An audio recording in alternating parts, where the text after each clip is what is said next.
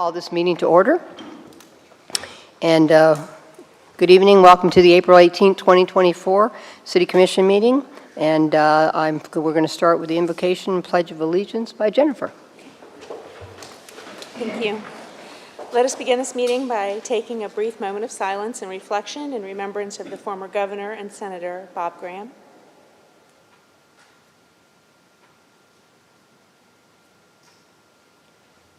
Amen.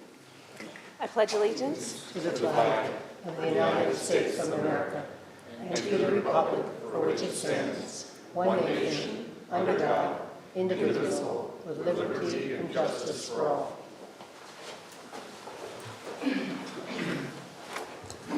Thank you, Jennifer. And could I have a motion to excuse Mayor Bujalski's absence? As we all know, she's still sick. So if I could have a motion. So moved. Second. Okay, all in favor? Aye. And the motion passes unanimously. Okay, well, we have no presentations tonight, so we're going to go right to citizens' input. If anyone in the audience wishes to speak on a topic that's not on the agenda, and I think we at least have one person. Yep. Come on forward.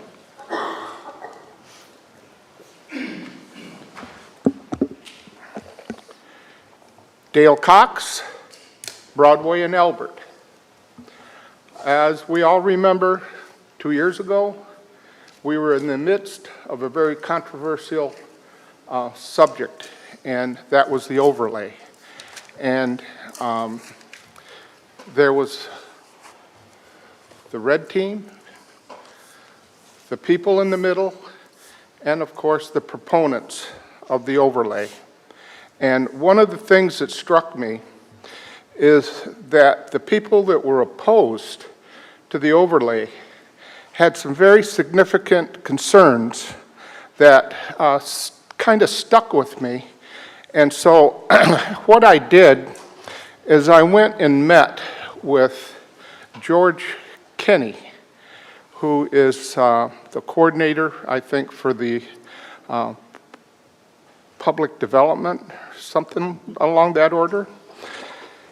And during the controversy, we had people that were concerned about the impact on the property values within the historic residential. And along with that, there was also concern about the people that had existing houses that wanted to do additions or wanted to do alterations to accommodate their needs. And they were all concerned about the impacts that they would have, the overlay would have on their personal properties. And so I took it upon myself to go see George and meet and confer to just see exactly what kind of impact the overlay had on our citizens, especially in the historic residential. And one of the things that I was concerned mostly about was the fact that it was going to have an impact on the sale of real estate. And I'm sure there could be some debate whether or not it had impact or didn't have impact, but from what I've seen on the real estate values in the historic residential, some of the sales that have taken place in our historic residential would make you choke. They were far beyond what anybody would have ever expected.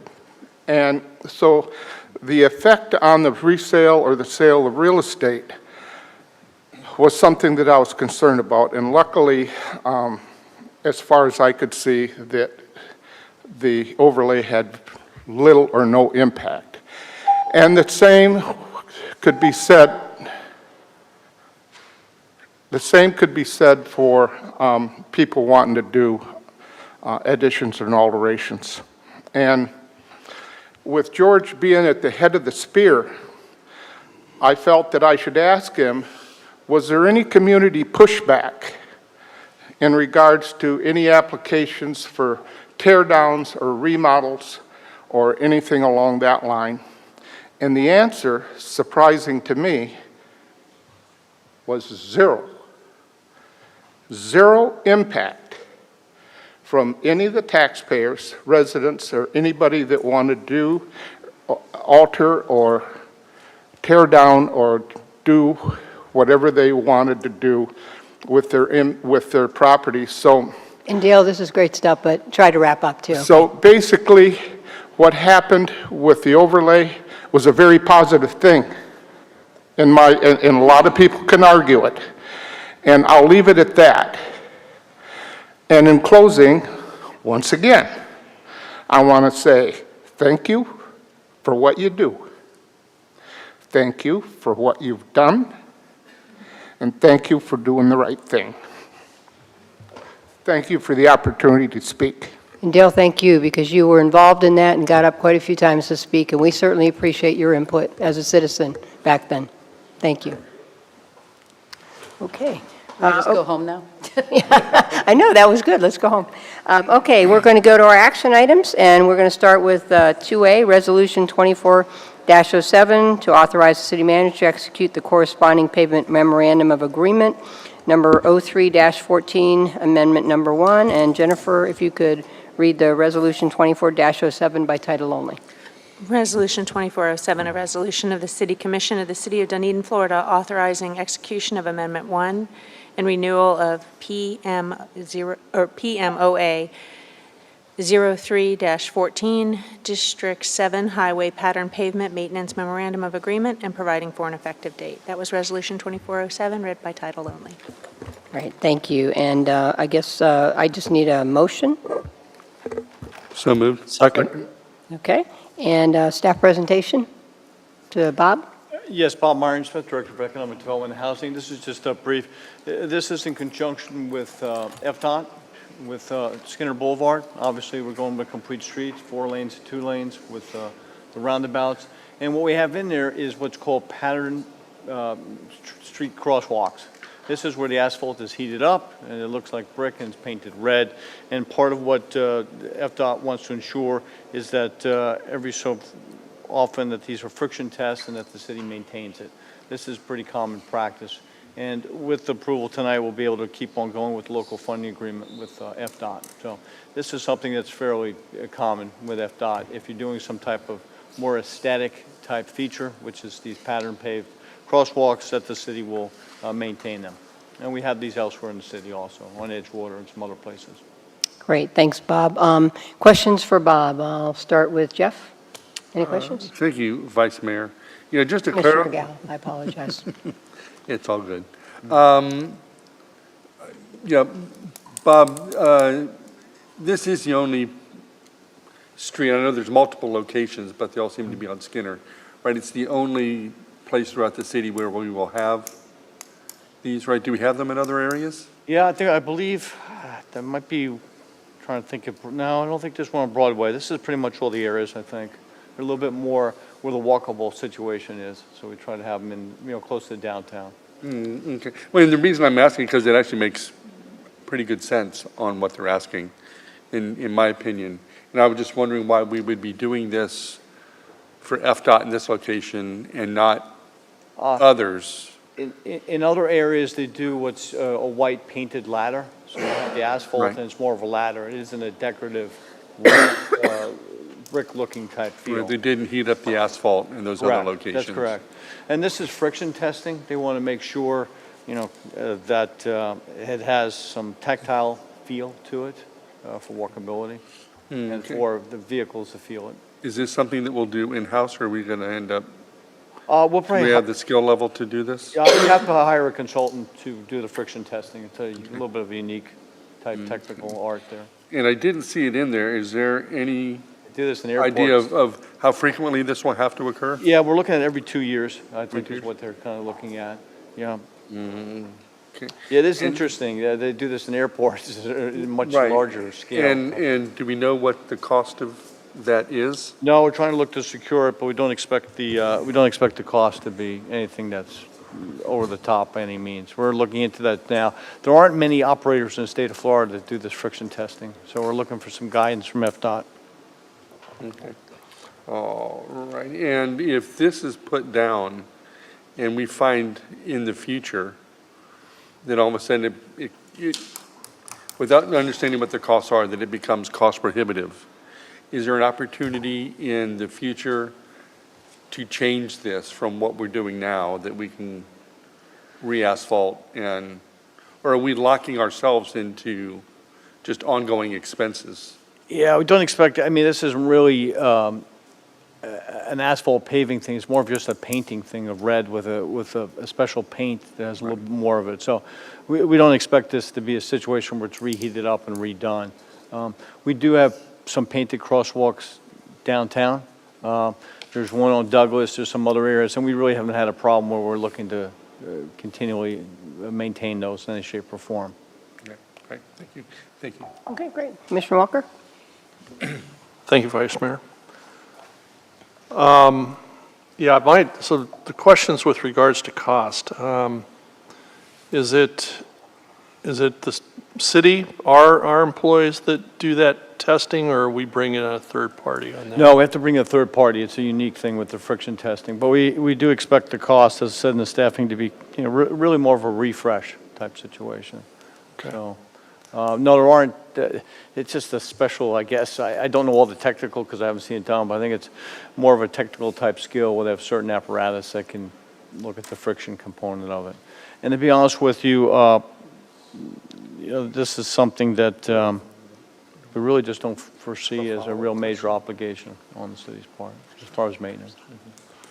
Okay, so basically the intent of this is to just provide awareness and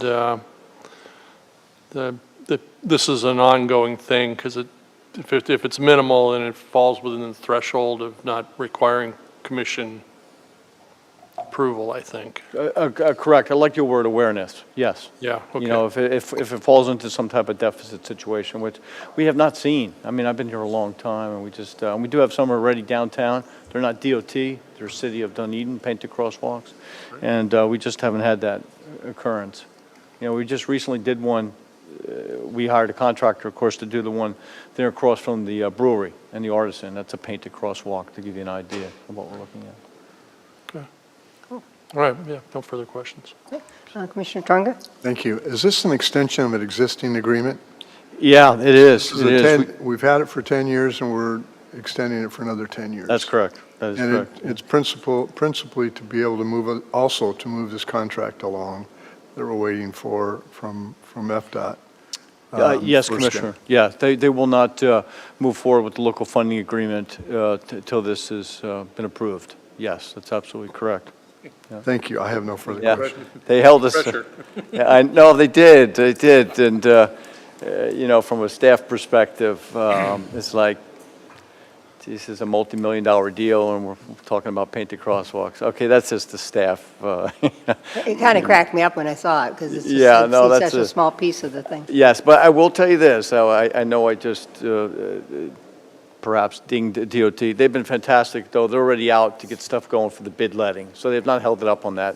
And so they've been fantastic, and of course, they're bringing $4 million to the table, so they've been great partners.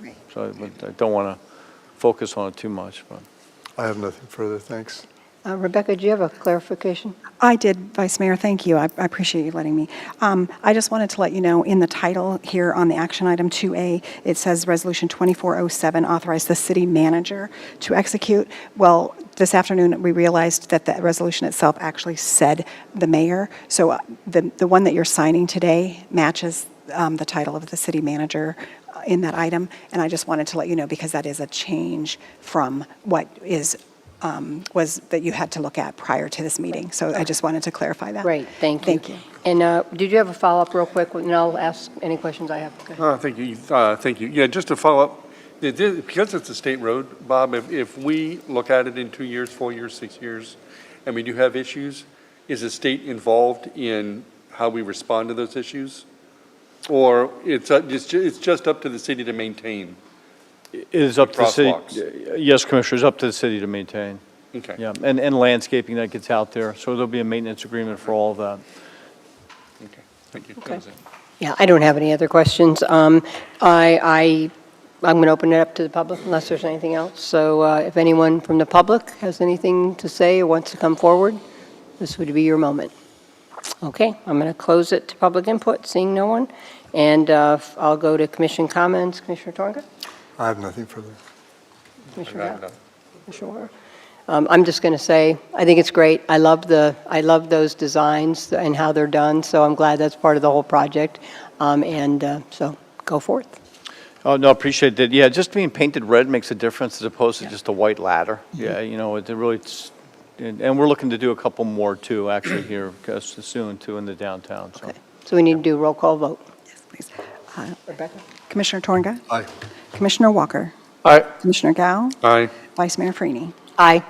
And that motion passes unanimously. Okay, thank you, Bob. Okay, next we have the Midtown Parking Garage Design Criteria Package, and staff is recommending that this be postponed to the April 30th work session.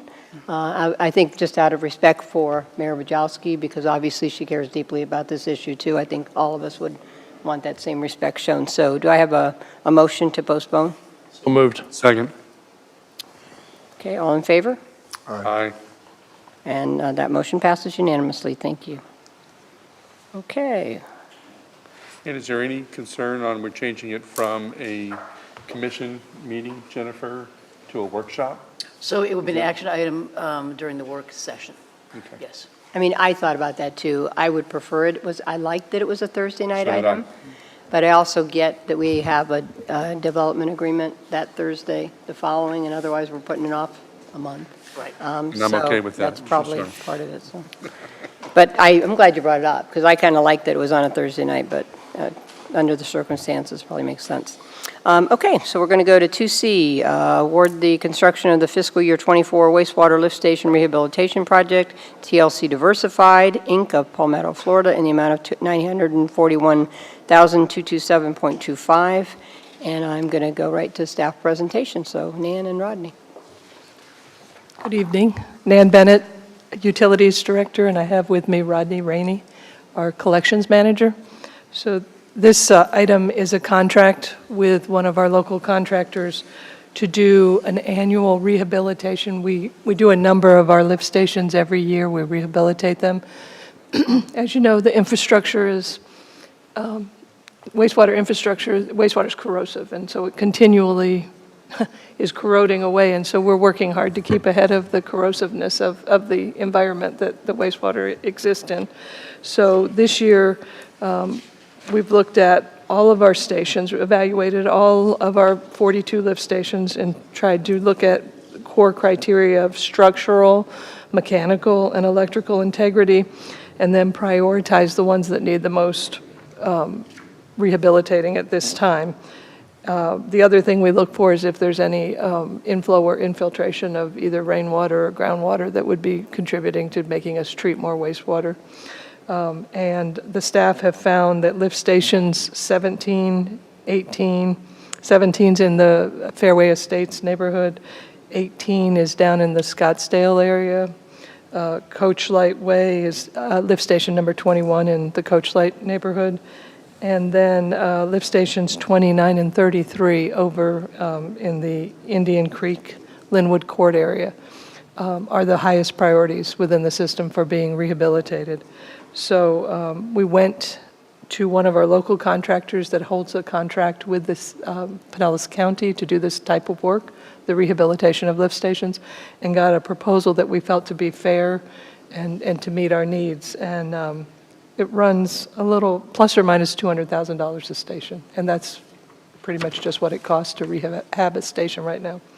And so the total award is for $941,227.25 to TLC Diversified of Palmetto, and staff recommends you award this contract to them. And Rodney can answer any of the hard questions specific to the lift stations. Okay. So questions, Commissioner Tonga? Thank you. Well, Rodney, I'm going to save you a day because I had a long conversation with the city manager about this and went through all of this and looked through all of these things, and pretty incredible what happens here. And I appreciate that you guys are really watching this and keeping up on this. Obviously, this includes all the elements that you said that you look at to update. And I guess from what I've been told, and we've been listening to this pretty much every year, what I understand is pretty much everything gets replaced. So I really don't have any questions, and I know it's an expensive process. This is almost $1 million, so I had a grave concern again, but I understand we need this. So I appreciate you keeping in touch with all of this stuff. Thanks. And the piggyback made total sense after you look at all of it and how we've worked with this company before. So I really have no further questions. Great. Commissioner Gao? Oh, thank you, Vice Mayor.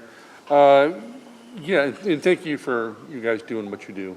I mean, it's, nobody really notices anything until the toilets don't flush, right? And then until there's a problem. And so thank you for making it so that the residents don't notice all that, and lift stations play a major role. You did your analysis on all of them, and you came up with the top 5. And now, do you look at this as these are the lift stations that need repair,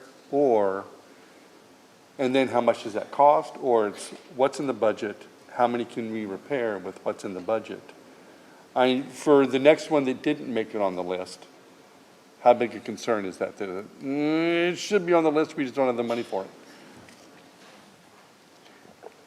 We have an assessment we did a few years ago. Sometimes every year you have to reassess it, but the biggest thing I look at is the wet well itself. Do you see the grout, like rocks in the wet well? And then the piping. So it just goes, and yes, we do what we have the money to do. In short. This is preventative. We're not in a disaster situation. We are doing this preventative so that we don't have a lot of problems. So if there were an emergency station, then we would come to you and we would ask to do it. Or if we felt like we really needed to do 6 and not 5, then we would find money in the reserves and ask you to do that. But we try to hit every station so that we're on like a 10 to 15-year cycle of hitting every station. But quite truthfully, we never get done. It's like scraping barnacles off a boat. You never, ever get done. There's going to be more coming after, by the time you get around a boat or painting the San Francisco Bridge or whatever. It is an ongoing thing. Okay. Thank you. Thank you, Vice Mayor. Great, thank you. Commissioner Walker? Oh, yes, thanks. So the preventative maintenance aspect of it, I think you were starting to touch on it, but is it more periodicity or is it more criteria related where you look at it and you say, well, that definitely has the criteria to be evaluated, at a higher priority? Yes, it's like a 1 to 5 criteria on the wet well, on the piping, the valves, and that's how the ones get set up. But remember, once we get through this in approximately 10 years, these are old design stations. They don't have, basically you can't separate the station from the sewer system, but we will be able to when we're done. So pump offs, and then the maintenance will be more in-house, because hopefully you won't be doing the wet well again. It'll just be swing checks, valves, air relief valves, things like that. So that means like sometimes there is a valve replacement? Oh, yes, yes, they go to every station. We try to visit every station once a week. That's the minimum. And then quarterly, you have to check the swing checks. So there's routine, and then when they find something has to be changed out, we change it out and make the repair.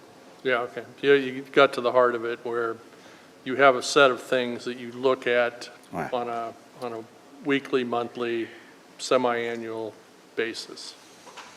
Yeah, there's actually a folder with each station that when DEP comes, they check it and make sure we're checking and what we're checking. Yeah, having, during the course of my Navy career, preventative maintenance system was the heart and blood of everything, and I like the fact that you guys follow that same sort of regimen.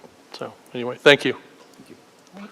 Okay, well, I don't have any questions, so I'll open it for any public input. If anybody in the audience would like to come forward to talk about this item.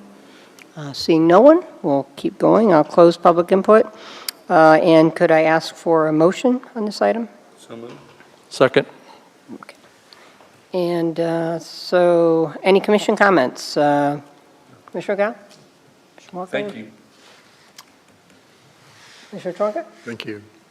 Okay, and I'll just say, obviously, again, it's been said, but some of the most important things that we do, prevention is great, and appreciate all you guys do. I've said it, and you kind of said it. Nobody cares about a Mardi Gras party if you can't flush your toilet, so it's really important, so, okay. And that is what I said, yeah. Thank you for- I just had a little extra to it, yeah, it's all good. Okay, and so I've got my motion, I've got my second, and all in favor? Aye. Aye. Aye. And that motion passes unanimously. Okay, well, hey, we're doing good here, guys.